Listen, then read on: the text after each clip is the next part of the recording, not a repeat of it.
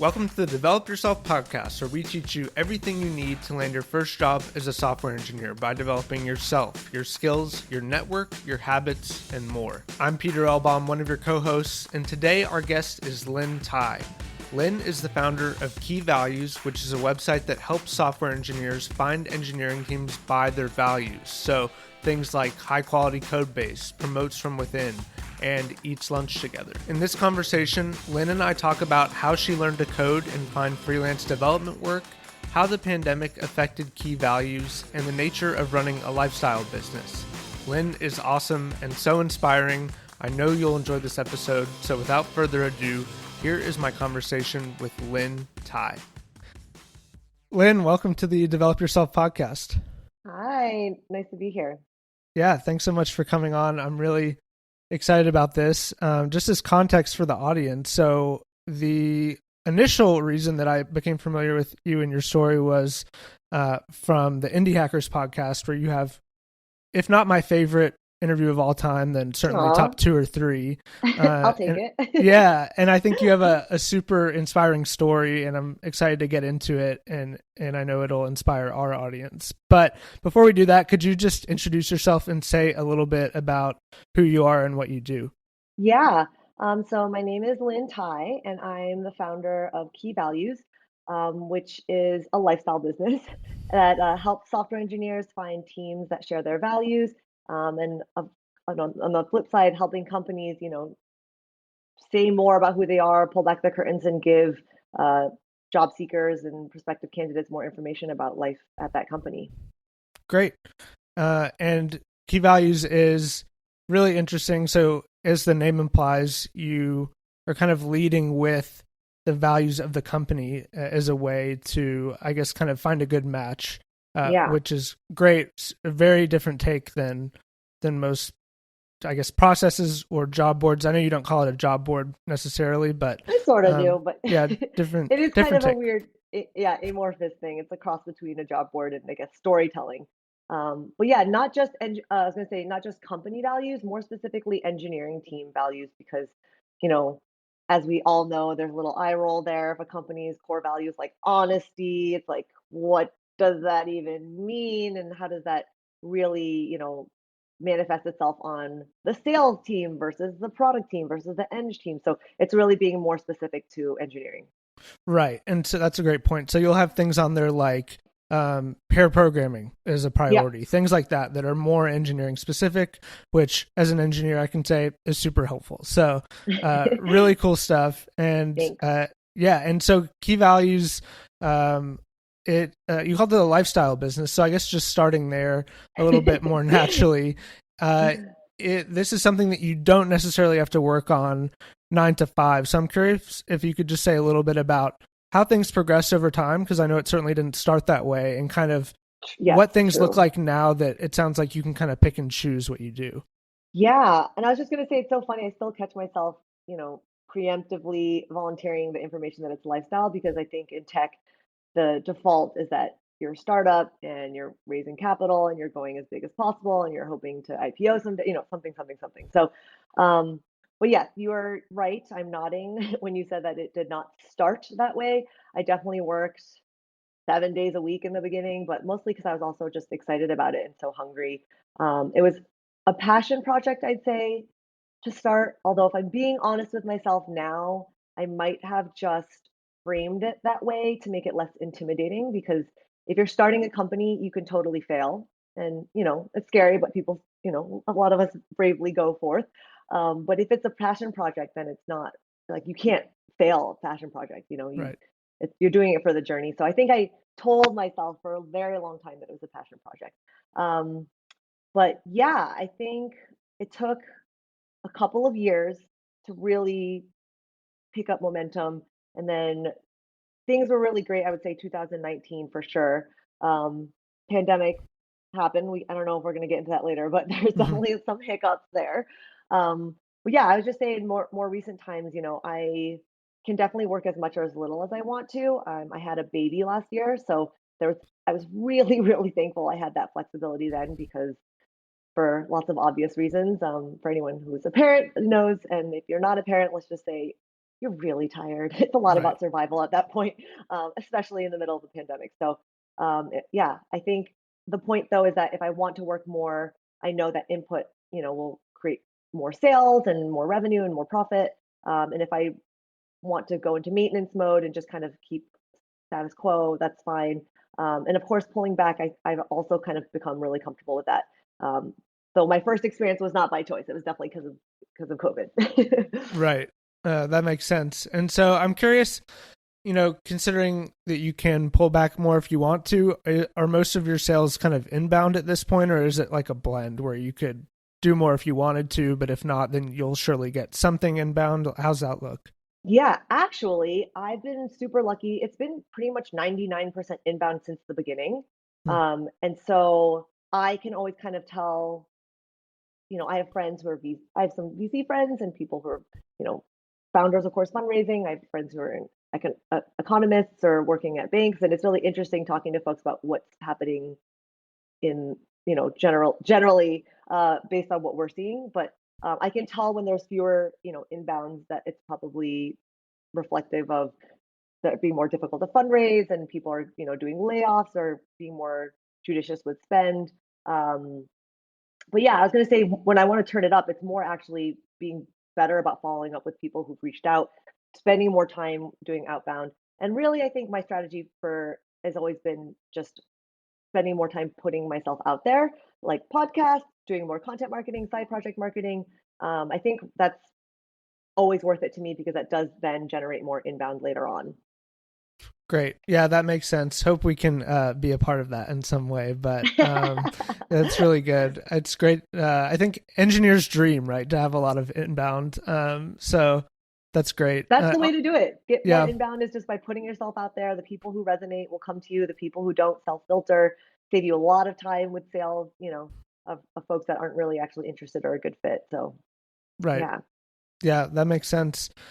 Speaking of, being an engineer, I'm curious if we can maybe back up. So we talked a little bit about key values. I'm curious if you could say just a bit about kind of um, maybe first 3 or 4 years out of college, because I know you've got what we would call non-traditional background, though I think it's Hmm. becoming more traditional. I also do not have a bachelor's in computer science, and so I think your story is just super interesting from that perspective and how you got into this. So could you tell us a little bit about how you ended up starting a company in the first place? Yeah, my goodness. So that question, I was like 3 to 4 years out of college, where I'm so old. Um, so 3 to 4 years out of college, I think okay, I'd already dropped out of grad school. So to back up, I studied brain and cognitive sciences. I moved to San Francisco to go to grad school at UCSF and get my PhD. Um, I did not fall. I did not make it. I think 2 years in, it was almost exactly 2 years in. I decided to drop out and walk away from that whole entire world in academia completely. It just so happened that I was in San Francisco like that. I did not know anything about tech. None of my friends were in tech, and I just kind of fell into this startup called Homejoy, where I was like, I don't even have the right skills. I don't know what this is, but they put me into operations, and so I was yeah, I was managing cleaning professionals in the Bay Area and stayed with the company for a year and a half. And so then I think this is basically 4 years out of college. So it just lined up nicely. But yeah, I was at Homejoy where I noticed that a lot of the issues that like people had, like one morning I'd wake up, there'd be like 100 emails, 50 texts for people saying like, hey, I didn't get my tips last week. Like, what's going on? I want my money. And I'd be like, I don't know what's going on. And I would run over to the engineering team and be like, hey, does anyone know? And someone would be like, you need to file a bug report, like, whatever. And I was like, I can't do that. Just fix it. But someone would eventually, because I'm very persistent, would just like open up their computer and figure it out. And they would just be like a line of code. It'd be like tap, tap, tap, enter. Okay, that solved. Go away now. And I think that was really, it felt like magic. And I was just, it planted a seed that, eventually grew. And then after I left Homejoy and did some soul searching, I decided that I wanted to learn how to code. And I did a boot camp. Um, and even at that point, even during Homejoy, I think a lot of people thought it was weird. When I left Homejoy, a bunch of people were like, oh, are you going to start your own company? And I was like, no, I'm just really burnt out and I don't want to work here anymore. But I just thought it was so strange that everyone like had assumed that I was going to go off to start a company because I think that's just what happens in Silicon Valley. Or I don't know. It was just really interesting that everyone had that guess. But it didn't even cross my mind until much, much later that I might want to. And I think again, this is actually about the lifestyle business versus startup, high growth at all costs path. That you know, the two different paths there. I wasn't aware of this other path at the time. So I was like, do I want to have all the pressure and the stress of running a business like this?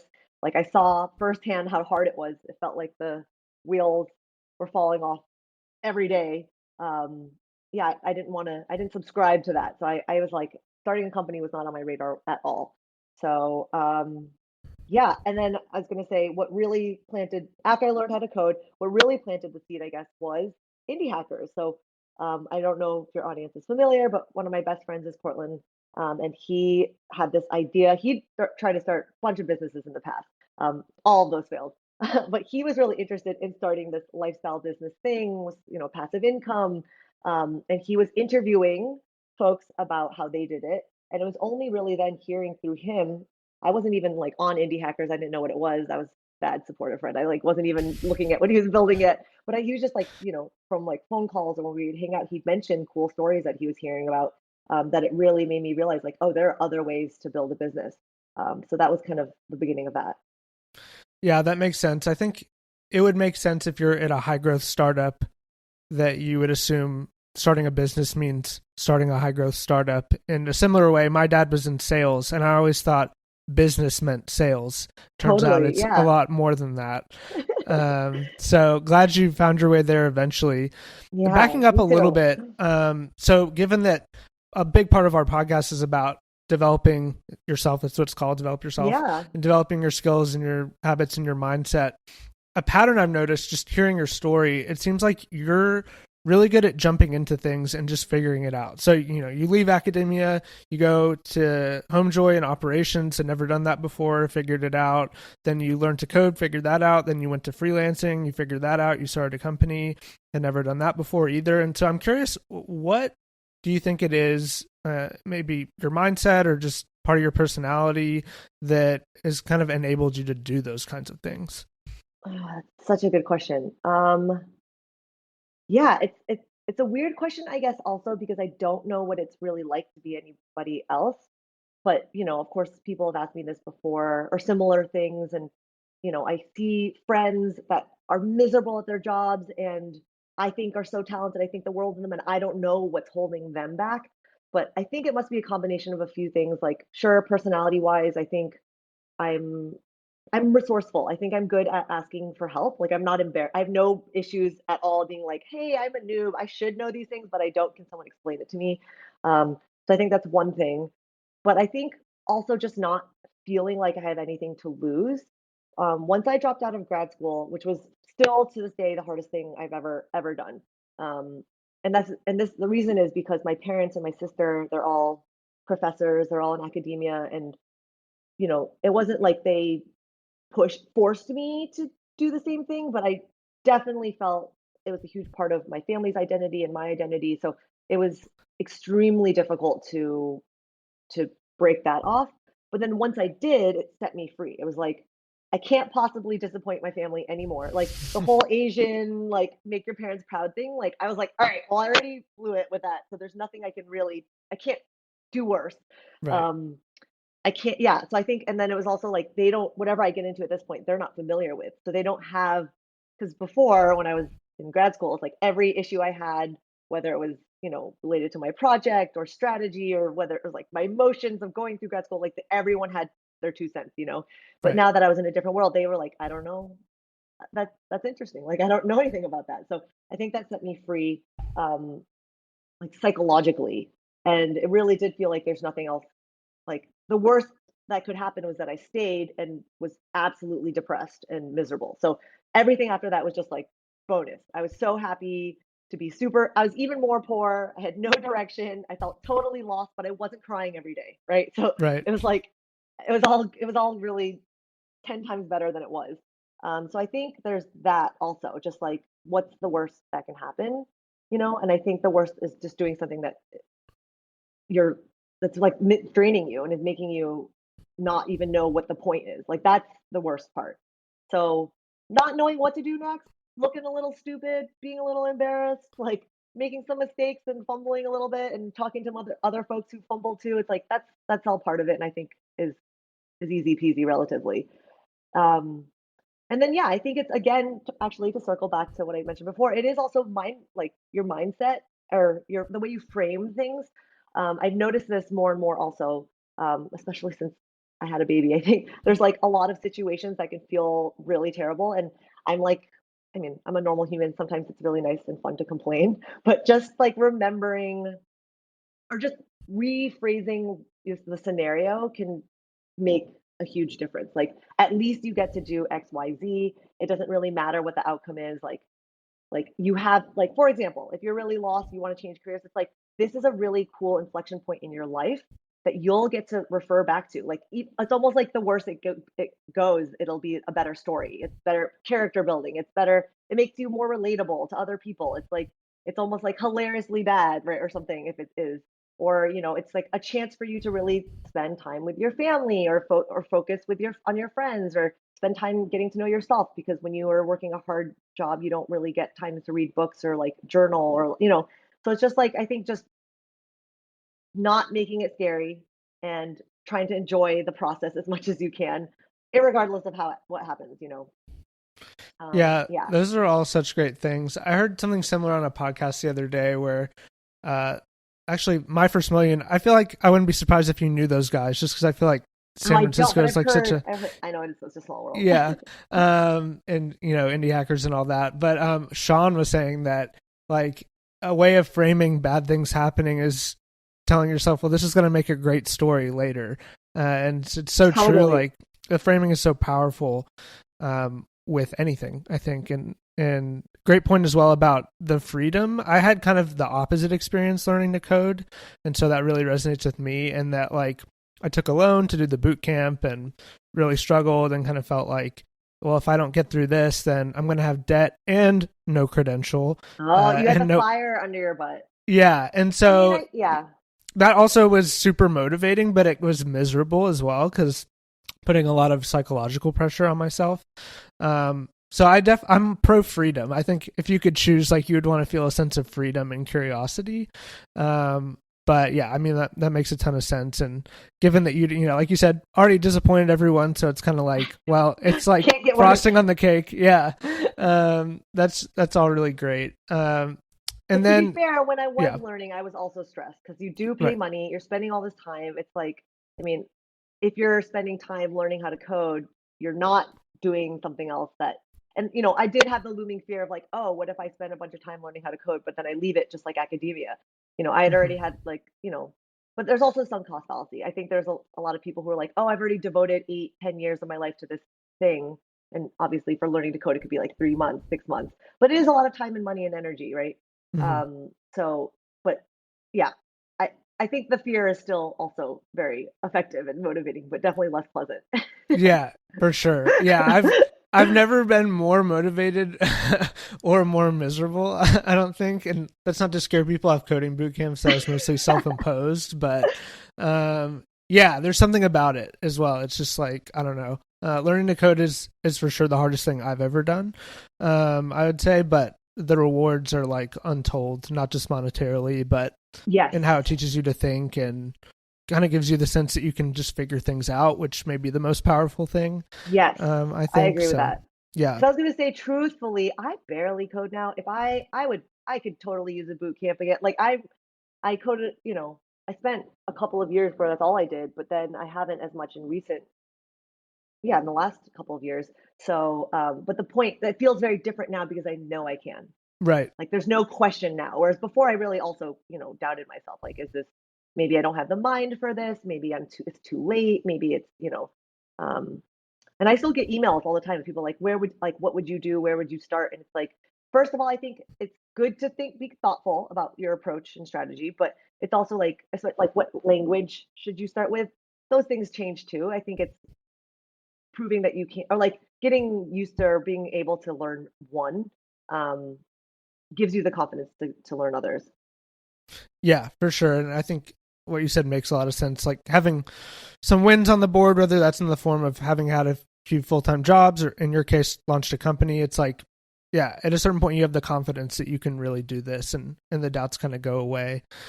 On the note of confidence, one thing I did selfishly want to get into is that after you learned to code, you had a period of freelancing before you started Key Values. And I don't want to completely rehash your Indie Hackers interview because it's great and it's already out there. Fine. I don't even remember it. Yeah, I listened to it this morning to make sure we didn't repeat too much. But what Cortland said in that episode is that you guys had a deal where he would kind of help teach you after. So what we didn't mention is you quit your boot camp. Yeah, that's right. I did not make it through the boot camp. We can talk about that more, but so he said he'd kind of carry you along if you agreed not to get a full-time job and contracted instead. So I'm curious if you could talk about, like, I guess since we brought it up, why you quit the boot camp and then what gave you the confidence to freelance, which I feel like for most people comes after full-time work, instead of doing it right away like you did. Actually, that's a good point. Well, first, why did I quit the boot camp? To answer a question that you did not ask, if I could go back in time, I would still do a boot camp. I think boot camps everyone's totally different in how they learn. For me, I am such a social learner. I am not the type of person, and I know several people who have, where they just like bought a couple textbooks, read them cover to cover, and taught themselves how to code. Like that is bizarre to me. Like I don't even, my brain does not work like that. Like I learn through conversations and talking to people and asking questions. So boot camps I think are still really valuable, but my cohort, that's kind of a luck of the draw. I don't know if it was timing or at the time, and I did actually feel a lot of stress because I spent a lot of money to go to my boot camp, and it was stressful because I didn't have any savings. It was like, this is make or break. If I'm doing this, I'm doing it. But I didn't feel like some of my cohort mates had the same urgency or like desperation, maybe is what you want to call it.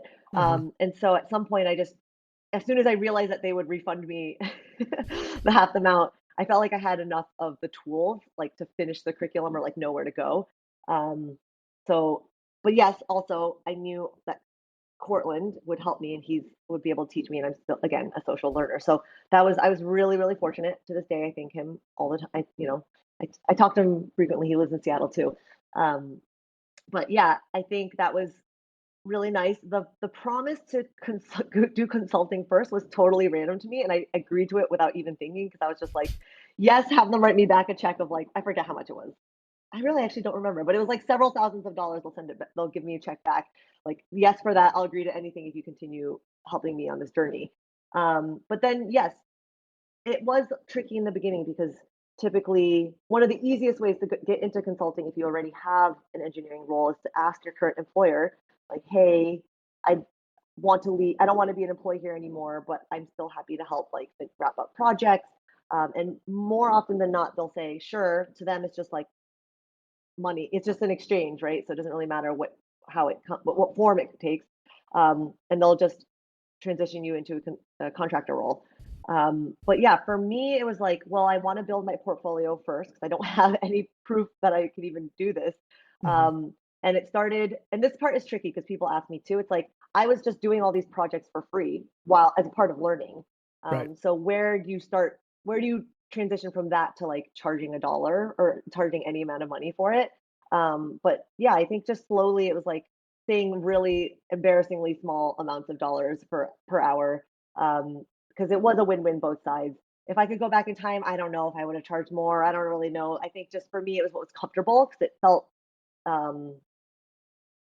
This is also, by the way, I'm a weird business person because I still feel like it's not just about maximizing the dollar. I have to feel good about it too. Like I want to feel like I'm really over delivering.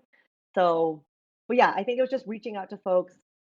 So many people want websites built for their idea or their personal blog or whatever. Like maybe someone has a podcast and they want a little nice landing page that could use some sprucing up. There's lots of people who want some help. And then I think that just slowly grew as I got better and I spent more time telling folks that I was doing that. And then of course it happens where a lot of your friends who are employed, they ask their employers if, instead of hiring a full-time person, if they can just hire a part-time contractor, and that usually the secret is, by the way, is that every tech company is pretty much behind on engineering. And Right. so there's always something that they need help with that their current team doesn't have the bandwidth for. And so it's just kind of timing and figuring out, making sure that you step into the picture at the time where they're really feeling the need. Yeah, that's a great point. I'm sure you're speaking from experience with key values companies, but you're giving me ideas because that's something I hadn't thought about. But it's like, yeah, there is always a backlog of stuff that you wish you could get to, but you never quite do. So Yeah. that's a great call.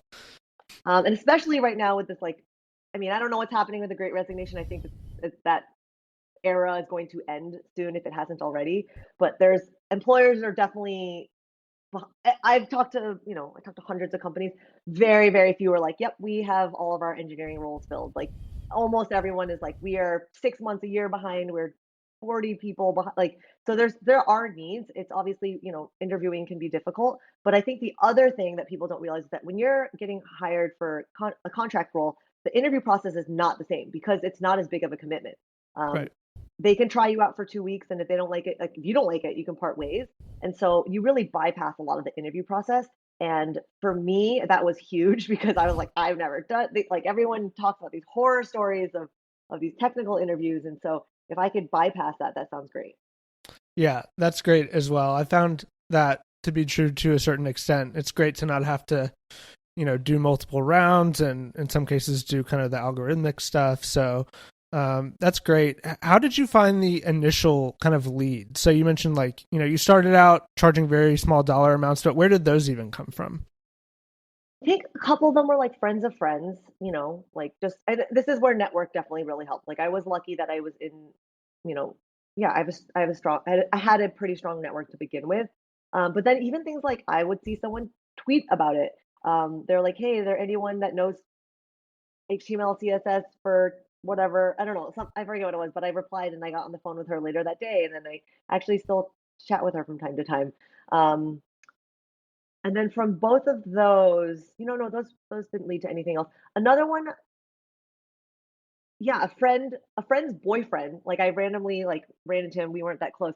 He was like, "Oh, my company needs help with their website." And he put me in touch. And it was a timing thing because they just had a meeting about how, none of the current engineers wanted to work with the marketing team to update their marketing website. It was a pain in the butt. So I, stepped in. It was supposed to be a very short project. And then once they're like, "Oh, well, since we know we like working with you, like you want to work on these other things." And so that kind of snowballed. But yeah, I think it's just putting yourself out there.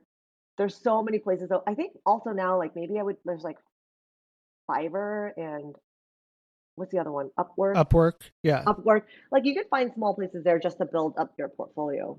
Um, yeah. And the other thing that I was mentioning to you the other day, like it's not crazy to just go walk around your or your like downtown area wherever you live and just look at these storefronts. Like a lot of them have really janky websites, and I know this because I try to like order a cake or find flower delivery place for Mother's Day or something, and all their websites don't work. Like their domains are dead ending me, like they're 404s. Like I think it's just reaching out to these companies that clearly are in business because they have this storefront and are operating, seeing if they would pay a small amount for that, and their standards are low, obviously. Like the number of businesses I see where their website just doesn't even work. So yeah, that's one way. Yeah, that's a great call. I think in general, getting paid to build your portfolio as opposed to building generic projects that a lot of other people are building variations of is super preferable. So if nothing else, I think that's a great strategy for people getting started. And Fiverr is likely a great place to start. Like not necessarily all going to be high quality things, but at the beginning, you're just concerned with opportunities. So Totally. yeah, that's great Your stuff. your standards will change, and Right. that's just like as long as you're aware of that and you know keep tabs on that, and then it's totally fine. Great. Yeah. And then, so you mentioned Great Resignation. So I wanted to fast forward a little bit. So you and I talked about 3 years ago on some office hours for indie hackers. That was really fun. And at that point, I think the kind of flywheel for key values was already rolling. And I'll skip kind of the founding story since you covered that with Cortland on that podcast episode. But I'm curious how kind of the dynamics of the pandemic have affected your business. So backing Yeah. up, at first it was like, oh no, are we going to survive this in those first few months? And I was backing up, kind of reading your newsletters from around that time. And you had Oh one, it yeah. was like, yes, people are still hiring. And so I think, what we saw was a lot of uncertainty at first, followed by a lot of people trying to hire, great resignation. Up until the past few weeks, the stock market and tech stocks were on fire. Yep. And so, fueled a lot more hiring, I'm sure. But I would just love to hear kind of how the pandemic you feel affected what companies were doing and consequently key values. Yeah, it's actually super interesting because I think hiring in general is a really good lens into the state of the world. The beginning of the pandemic was rough. I basically overnight I was like, oh yeah, my business might die. Tons of companies were pausing hiring, doing massive layoffs. There were definitely companies that I started, I reached out to every single company in March of 2020, and like a significant number with the email, my points of contact, like their emails bounced. And I was like, okay, they don't work there anymore. Like there's just, and if, to bring people back, like there were all these lists circulating of companies doing layoffs and like all these people trying to help them find soft landings. And yeah, that was definitely an interesting time. Um, Coincidentally, I was also pregnant in my first trimester and I felt terrible. So I Mm. think in a weird way, I was like, okay, well, maybe this is just a sign. Like I'm just going to feel like hang out on the bathroom floor for the next 3 months, trying not to barf. And just when I, resurface, I'll think of a new company to start or find a new, like, figure it, like, do something different because I didn't think Key Values was going to make it. Um, but then, yeah, like over time, things did kind of pick back up.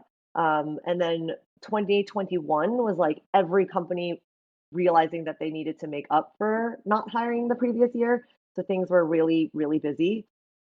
And actually, I was going to say right now, I think, there's talk, are we in a recession? I think yes, depending on who you ask. And no, yeah, that's a whole nother conversation. But Right. like whether, like, I do think fundraising is slightly more challenging, but it also depends on the business. Like if you're profitable and your numbers are good and you've sound business fundamentals and like, you're untouched.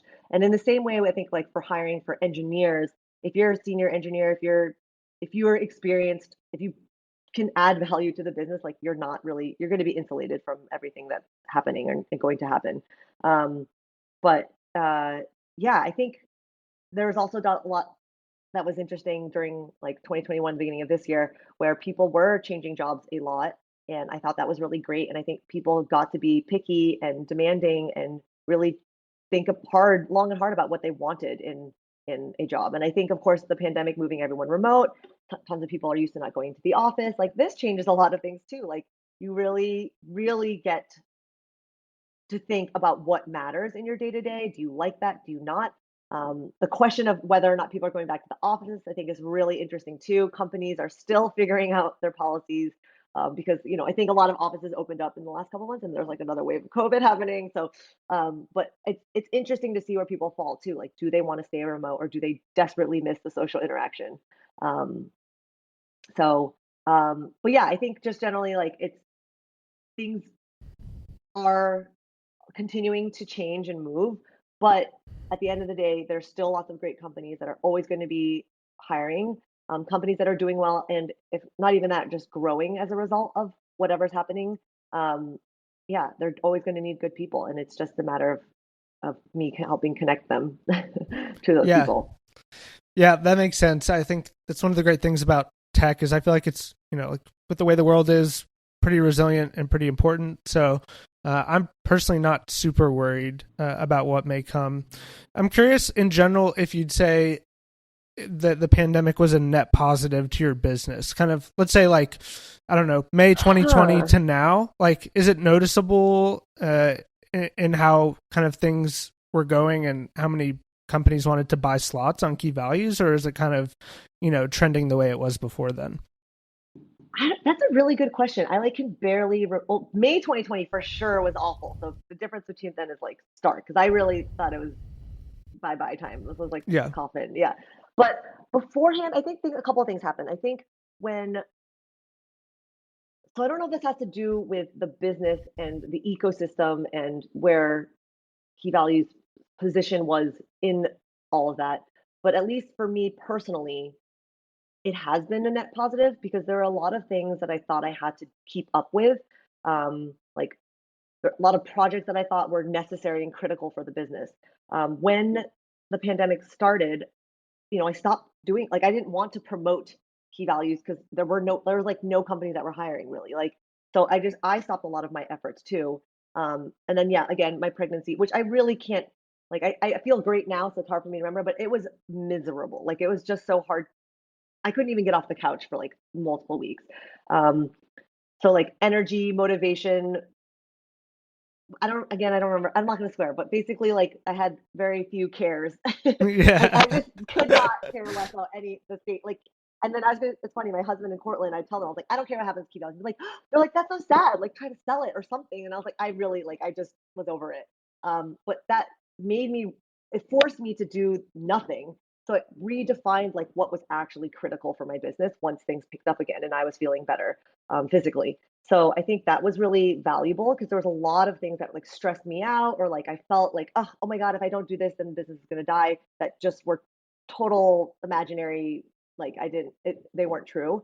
The other thing that was good is I realized I wanted to have some help. So I hired my best friend from childhood who works with me now. And I think that's also really helpful because I definitely had some controlling bits previously too, where I was like, I need to do this. Like, no, like I'm the only one who can do this, which is not a great mentality to have, and is also not true. So I think personally, it was definitely been net positive. And then the other thing I was going to say that is actually for the business, once people started hiring again and it got so competitive, I could raise my prices, and that I think I needed the confidence to do that because we were just like we didn't have the ability to keep up with the inbound. So it was just like the only best way to do is turn people away. But how do you decide? I was like, okay, why don't I just raise prices again and see who's willing to pay? And that really made me realize that, we are providing a valuable service and we can. Yeah, that's great. That there's so much there that I'd love to get into, but not sure we have the time. Well, I But was just going to say, though, related to consulting, though, that's what happens. That's how you decide to raise your prices. Is when you have like too many clients asking you for your work, and you're like, I can't choose. Like, how do you decide? So just raise your rate and right. see which ones, that like it helps kind of self filter the companies who aren't that serious or aren't going to treat you well or can't pay you that they won't. And then yeah, Yeah, it's a great problem to have for sure, and I'm glad things rebounded after kind of those initial few me too. months. Yeah. Good stuff. So I think I have a question on behalf of our audience, which is, like I said, kind of before we got on, we think mostly people who are either looking to get into tech or are very early in their career. And given that you're something of an expert on hiring, job searches, I'm curious what advice you might have for people that are looking to maybe get that first role or maybe second role. How would you approach a job search based on what you know and the companies that you've worked with? Yeah, I think it's so funny because it really never changes, like how I would answer this question. And it doesn't go out of style, quote unquote, because really, like when you're looking for a job, you don't do it every day or every month. Like you do it every 2 to 5 years. I don't know averages. I guess some people stay at their companies much longer, but I do not. But yeah, I think it's first of all for me personally, personality wise, it's doing the non-conventional things. Like, of course, you can submit an application, fill it out online, wait for someone to reach out to you. Cool. But as we all know, especially with early stage startups, like that can be a black hole. So I think it's finding side doors is how I've always kind of described it. And this is like just standing out from what everyone else is doing, whether that's learning in the open, building out in the like building your portfolio out in the open. I always remember right when I was, I think starting when I was learning to code, there oh, I think her name is Jen DeWalt. I might have butchered that, but she built like 100 websites. She built a website every day and then like posted it, and you could see over those 100 days that she was getting significantly better. But she was like learning out in the open.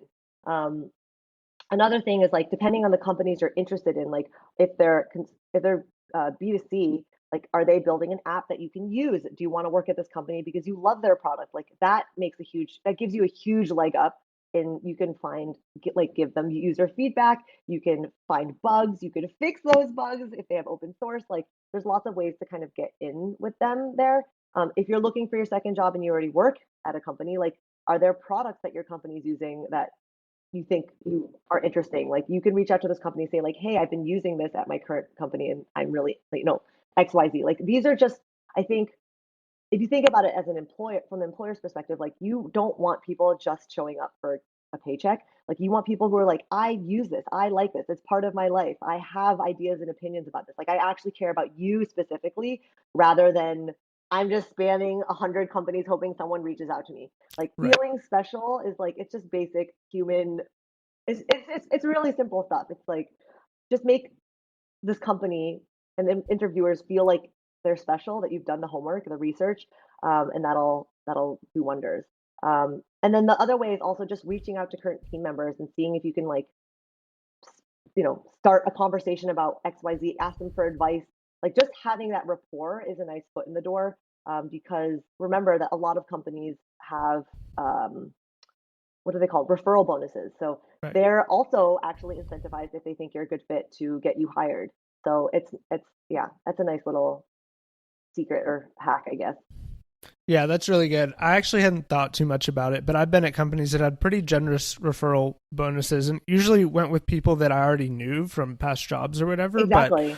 yeah, someone reaching out on LinkedIn still counts, I think. So it's like, Yeah, no, if you're the one that yeah, sends them over, it totally is. And yeah, you don't have to just like reach out and be like, "Hey, you work at Blog. Can we? I want to apply." Like, that's spam. I would count that as spam. But right. you can reach out and say like, "Hey, I thought it was really interesting that you changed. You don't have a computer science degree and you switched. Like, how did you? Just curious. Like, how did you do that? Or maybe you have a mutual connection. Or maybe they went to college in the town that you grew up. Or like, maybe there's all these ways that you can kind of start the conversation. And yeah, I mean, just a little bit of effort goes a long way. Yeah, I totally agree. Aaron, my co-host, and I, whenever we speak with students or people who are kind of embarking on that, the advice we give is always to be extremely targeted and not spam. But I think the Yes, spray yes. and pray is like, it makes you feel like you're doing something. And I think it's hard for people to feel like, okay, I like put a ton of effort into this one application and I haven't heard anything yet. And to not just be churning through, low quality applications is requires some restraint, but I think the upside is significantly higher. Yeah, well, then it sets you up for more success, because if you do the spray and pray method, like, and companies do reach back, like, you don't even know who you apply. Like, I've seen really embarrassing things. I've heard stories from recruiters of like, this person thought they were interviewing at a different company. Like, that was a clear no. Like, doesn't matter Right. how good they are, how smart they are, how lovely they are. Like, they literally, like, it did. They made you feel unspecial, and so, yeah, it's a clear hard pass. Yeah, that makes sense. Thanks for sharing your thoughts there. I'd love Yeah, to of course. shift a little bit. So we started out talking about how Key Values is a lifestyle business. So that gives you a lot of optionality and freedom to do what you want. You mentioned in a recent newsletter thinking about the things that are energizing you. So I'm curious, what's energizing you right now and where do you see Key Values going in the next couple years? Tough questions. I find I think the things that energize me, and by the way, I'm like in the midst of doing this whole like introspective exercise of like figuring it, like just doing a reset, checking in with myself. Um, for right now, I feel like I get the most energy spending quality time with people closest to me, and articulating that to myself and realizing that my actions aren't necessarily mirroring that was like a big wake up call. So I think, like, just at least for like this very next few months, like, I really want to spend more time doing that. And I think it's because of this pandemic. Like, it's really hard to see people. Yeah, like, I think a lot of us have had way fewer social interactions than we would have if it weren't for this. So that's really energizing, and I definitely want to double down on that. Business wise, I feel like I'm I've had this like inner conflict of like, do I grow it? Like, do I have bigger aspirations and ambitions for the business? And I think it's just like this weird circular conversation where I'm like, no, I have to remember, like, this is what I wanted. This is like what I dreamed of, and I should just enjoy that. And it's sad that I'm not enjoying it. It's kind of like when you're procrastinating and you feel stressed the whole time you're procrastinating, whereas like you should have just enjoyed the 6 hours or like the 6 days that you Right. didn't do the thing. Instead, Yeah. you were like worried sick about not doing this whatever assignment or project or whatever you needed to do. So it kind of feels like that. Like, I I need to be better about really enjoying. where I am now and not stressing or worrying about what could be better or what I should be doing next. Um, but yeah, I think for key values, like I think it's a weird thing. It's like I feel ashamed saying it. I think I just want to keep it the way it is, and I That's want to, great. yeah, make sure it's like maybe I thought about this. Like maybe the way to do it is hire another good friend, and so that we can all have this together. It's like way more fun to have this lifestyle together. Right. Um, but yeah, TBD. You never know. Yeah. And the hiring friends thing is so interesting to me. I feel like that could be a podcast in and of itself. So Totally. yeah, my wife works in her family's business, so we experience that on a day to day as well. And I have a lot of thoughts, as people say in Silicon Valley, strong opinions, hopefully loosely held. Loosely held, yeah. Yeah, but yeah, so interesting. Well, it's cool that it's worked out in a way where you can work with friends and that it's in a place that you wanted it to be in. And so it's great to enjoy that. I don't think there's any need to feel like you need to do anything different. I think there's just like this thing where it's like it's not, or maybe is it just me? Do you feel like there's like something negative, a negative connotation with being content or like staying the same, staying stagnant, or like not constantly working to like improve or evolve. And I think it's like I have to remember that you can apply this to other parts of your life, because I Right. think what happens actually, which is really common, especially in tech in Silicon Valley, is that people work so tirelessly to improve their career and their skill set and their networks and their professional lives, but they don't do anything for their personal lives or for their health or for their like I have tons of friends who are amazing, but they haven't gone on a date, and there's like now they're waking up in their mid 30s and they're like, wow, I want to be married someday, and like I have not spent any time investing in finding a partner. And so it's like I have to remember that it's you can't necessarily always be putting all your time and energy and focus into moving every part of your life. It's okay for that to take turns, like for there to be seasons. Right. um yeah, so Yeah, that makes sense to me. I think if every part of your life were stagnant, that would be boring. And I think it's human agree. nature to pursue goals and to improve. But Agree. the most natural place where people tend to do that is in work, because there tends to be a clear kind of progression or goal orientation. But yeah, like you said, that can be in prioritizing your relationships, growing your relationships. You can choose to have ambition in a whole lot of areas outside of just work. So that's something that is kind of dawned on me throughout the pandemic, Yeah, specifically. So yeah, and I think it's just like it's okay for things to take turns, if that makes sense too. right, I've definitely had times in my life where like everything was in flux, and it's exhausting, but it's exciting, but it's definitely like not sustainable. right, Like everything is in flux.